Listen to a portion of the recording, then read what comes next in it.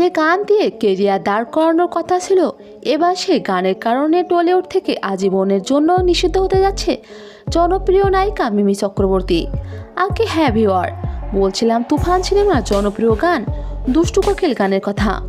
দুষ্টু কোকিল গান দিয়ে আলাদা করে নজর কেড়েছিল মিমি চক্রবর্তী, কিন্তু ঘটনা ঘটেছে গানটি সবার চাহিদার শীর্ষ হলেও দুষ্টু কোকিলের এমন অশ্লীল পোশাক মেনে নিতে পারছেন না কেউই।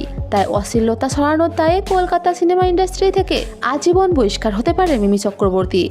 যদিও সেটা এখনও গুঞ্জন, তবে দুষ্টু কোকিল নিয়ে ইতিমধ্যে মন্তব্য করেছেন কলকাতার জনপ্রিয় তারকারা। সবার একটাই প্রশ্ন, মিমির মতো বুদ্ধিমতী নায়িকা কিভাবে এমন দৃশ্যে নাচ করলো। যদিও দুষ্টু কোকিল গান নিয়ে বহুদিন পর সমালোচনায় এসেছেন এই নায়িকা। পোশাকের বিষয়ে মিমি বলেন, কাজ করতে গেলে ভুল চোখ হয়, সেটা আপনারা ক্ষমার দৃষ্টিতে দেখবেন।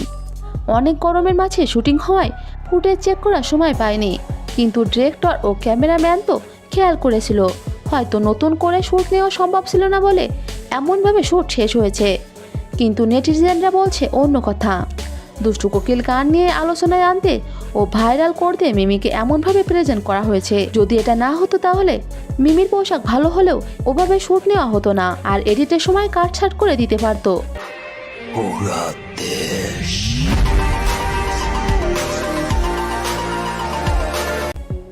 এছাড়াও তুফান সিনেমার মাধ্যমে অনেকদিন পর হিটে দেখা পেল মিমি। শাকিব খানের তুফান সিনেমার টিআরপি এখন অন্য লেভেলে, যেটা দিন দিন শুধু বেড়েই চলেছে। তবে তুফান সিনেমার পাশাপাশি তুফান সিনেমার গানগুলো বেশ জনপ্রিয়তা পেয়েছে। লাগে উড়াধুরা শুরু করে দুষ্টু কোকিল সব গানই এখন মানুষের মুখে। এই ভিডিওতে থাকা তথ্যগুলো সোশ্যাল মিডিয়ার বিভিন্ন প্ল্যাটফর্ম থেকে সংগ্রহ করা, তাই কোনো ভুল বিভ্রান্তি হলে ক্ষমা সুন্দর দৃষ্টিতে দেখবেন।